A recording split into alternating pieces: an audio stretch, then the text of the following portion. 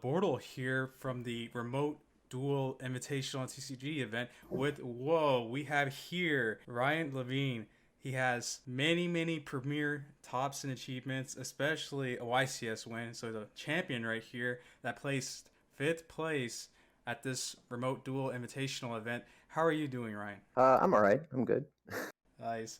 So it's no surprise you did get fifth place, but you only had, I believe, just one loss. So it was a toppable record, right?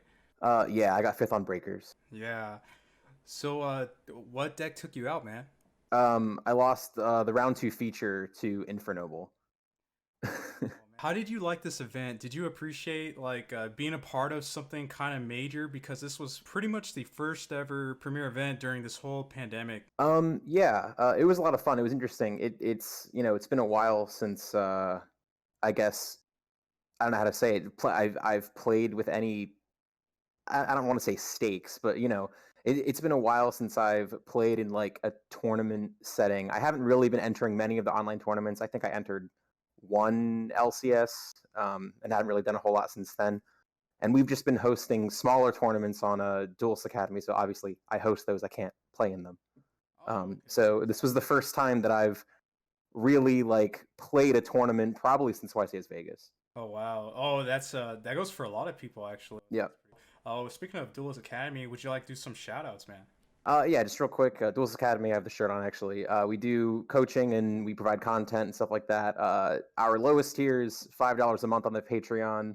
And we actually host 4 tournaments a month. Pricing ranges from our merch or coaching hours, and we have 2 box tournaments every month as well. So $5 gets you into all 4 of those. Just so if you're bored with COVID and the online, you want to play some more online tournaments, it's probably pretty good value. I would say that's an amazing value, especially during this whole COVID situation where the online format is pretty huge right now. I was told that or actually some of your students actually did pretty well in the last LCS event, right? Yeah, the last LCS was actually 2 of our students in the finals, so Well, it's pretty cool. pretty insane. Well, without further ado, would you like to do your deck profile?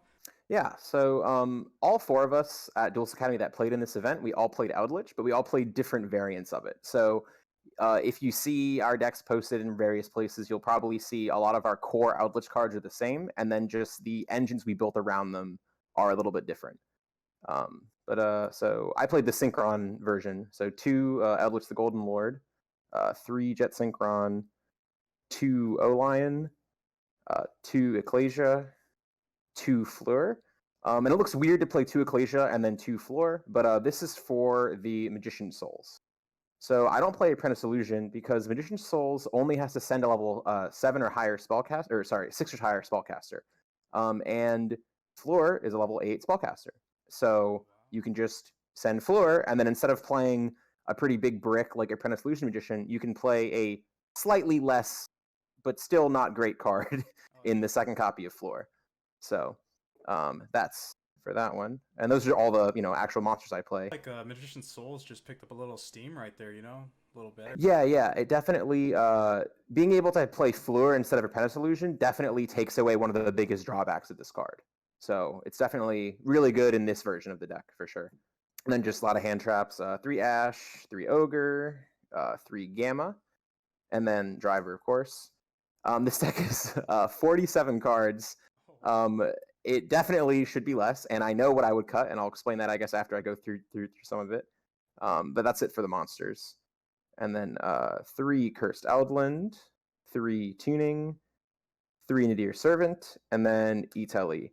I would definitely not play this and cut some of the copies of Ogre just to trim this deck down a little bit.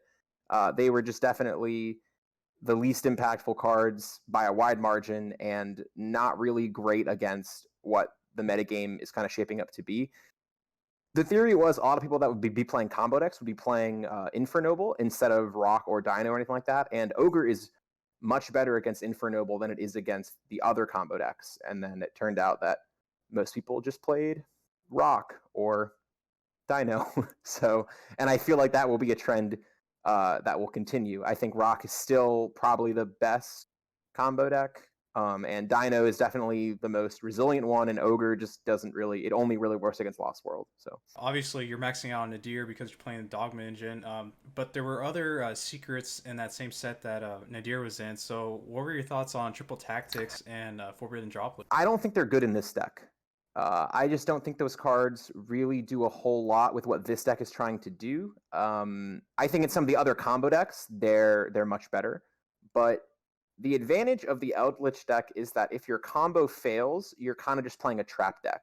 So I want my cards to be the actual trap cards, right? More or less, or ways to get to those trap cards, like Eldlin's or whatever, or Servant, which also gets me to Ecclesia, which gets me to the Dogma trap. I don't really want too many of these random tech cards that are only live in certain scenarios or only good if my opponent responds in certain ways. Yeah, I just want cards that will more or less always be live no matter what is going on. So I got 3 Sanguine, 3 Aquero, 3 Conquistador. I just max out on the good ones. Like, I don't, not Guardian, that one's awful, but the rest of them. And then 3 Impermanence. This is probably the best Impermanence has been in a while. I think a lot of the time, the pretty low impact hand traps like Impermanence and Ash like aren't actually that good. But now with the release, as you mentioned, of Triple Talents and Gearfried is in the Infernoble deck, and Guardian is a very common first action in the Rock deck. Impermanence is one of the only hand traps that you can actually feel kind of safe using. It kind of is bad against Dino when they have Lost World because they give you a token and then you can just never use this card ever. But other than that, I usually feel safe or a little safer if I draw Impermanence as opposed to one of the other traps. And then last one is Dogmatika Punishment. I only play 1 because the Omega you send with Servant or Punishment itself can keep shuffling it back into your deck. And Servant can actually add a Dogma from your graveyard.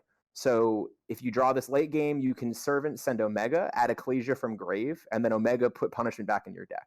And then you just kind of keep going forever. And then the Punishment can actually, when it can send the Omega again, and then Omega can put a Servant back in your deck, and then in theory you can go infinite with the Dogma card. So that's pretty cool. Games very rarely last that long for you to redraw the Servant you sent back off Omega, but it can happen. So for the extra deck, to Titaniclad, just 1, and then 1 Natis. This extra deck is more focused on the Synchro stuff and less focused on the Dogma stuff, but these are just kind of the bare minimum to support the Dogma. All right, and then Linkuriboh, 2 Fibrex, Link Cross, Barricade, Auroradon, Access Code. That's it for the links. No Selene. I don't play Valor. There was a world where I was playing Valor instead of Ogre or instead of Gamma and then played Selene, but the timeline didn't quite work out that way. But this card is still very good to go into. So I still played Access Code. And then Marcher, Arclight. These are all the very standard ones. BORTLE, Savage, and Omega, as I mentioned. So I think these are kind of like the mandatory extra deck cards that this deck more or less has to play to function. Access Code you can probably get away with not playing, but the rest of them I think pretty much you have to play. And then these are like the flex spots. This isn't necessarily new, but I think the way I was using it might be different from what people were doing with it. This is a Chaos Ruler, the Chaotic Magical Dragon. This is a new secret from Rise of the Duelist. So the theory with this card and with how this deck structures its combo, why it plays 2 O-line and whatnot, is it summons O-Line off Fiber, and then it makes Link Cross and then Marcher, and then doesn't use O-Line's effect until the last minute. So then even if you get Nibiru or hand trapped in some weird way or something weird, right, right before you make the Herald of the Arclight, so you make Herald before you make Auroradon to protect it, and they have to respond before Herald. So which now means they have to respond before Auroradon. So if you do get stopped, as long as you have 1 extender, like maybe a Lord Engrave or Magician Souls, you can pretty much force your way into Auroradon using Barricade Borg and the O-Lion token. So then you get to make 1 level 8 Synchro. Well, I figure if I'm just making 1 level 8 Synchro, making just a Savage isn't really that impactful. So when you're hand trapped, I think if you have just the resources to make 1 level 8 Synchro, you make this, you cross your fingers, you mill 5. If you're digging for Ecclesia, And then anything else you excavate stays engraved. So you're hoping to hit Sanguine, Golden Lands, basically anything. Maybe, you know, an extra Jet Synchron for next turn, maybe an extra Golden Lord, something like that. So I think this is just kind of the high roll card you play when you get stopped and you just are pretty low on resource and you just need something to clear the game. And then it does have a grave effect where it can come back and attack. You know, you banish a light and dark from grave to summon it, and you'll always have those engraved because of the Link Karibo that you have to use to go into any of your synchro stuff anyway. So you can just probably sneak in 3,000 damage later and steal a game. And then Crystron Quandax. I played this instead of Formula Synchron. So one of the major reasons why I think the Dogma stuff synergizes well with the synchro stuff is based on how I explained, because of how the combo is structured, where you make Arclight before Auroradon. Most people, I think, know that now, and now we've kind of regressed to Fiber being what gets hand trapped, not Auroradon. So they hand trap Fiber. Maybe you don't have an extender, but you have Meteor Servant, or you have just Ecclesia. So you still have an extra deck monster. You special Ecclesia. You search your punishment or whatever. Now on your opponent's turn, you banish Fiber, not for formula just to draw an irrelevant card, but for Quandax, which is a level 4 synchro tuner, and then you synchro with Ecclesia and Quandax to make one of your level 8s. So you get an actual substantial interrupt, not just a random card to draw a formula. So I think Quandax is a pretty cool innovation, I guess I'll say. That's probably the most interesting thing that my extra deck brought to the table on this one. And then the side deck, just pretty standard stuff. 3 Cosmic, 3 Lightning Storm, 3 Called by the Grave, 3 Nibiru, 2 Token Collector, and 1 Pankratops. I didn't really touch my side deck that often. I like, other than, you know, going second, I put in the more impactful hand traps and Pankratops against the combo decks. And then, like, going first, I put in Called by the Grave against decks I thought would hand trap me. And then against, you know, stuff with back row, I put in Cosmic and Lightning Storm. It's which I didn't even always put in all of them. It depends on the decks they were playing. I didn't really play against any really heavy back row decks, so I don't think Lightning Storms went in even once. It was kind of interesting to build for this because it was 16 people and we knew ahead of time. And I think a lot of people kind of assumed certain players would play certain decks, and maybe that was dangerous. Like, you know, everybody thought Doug Zeef would play Altergeist, right? Because that's the meme with him, I guess. And then he didn't, and then whoops, you know, stuff like that happens. But yeah, the side deck was it's just very, very generic. There's nothing I'm really targeting with this. It was like, if they have back row, put in this. If they have monsters, put in this. And then it kind of just worked itself out.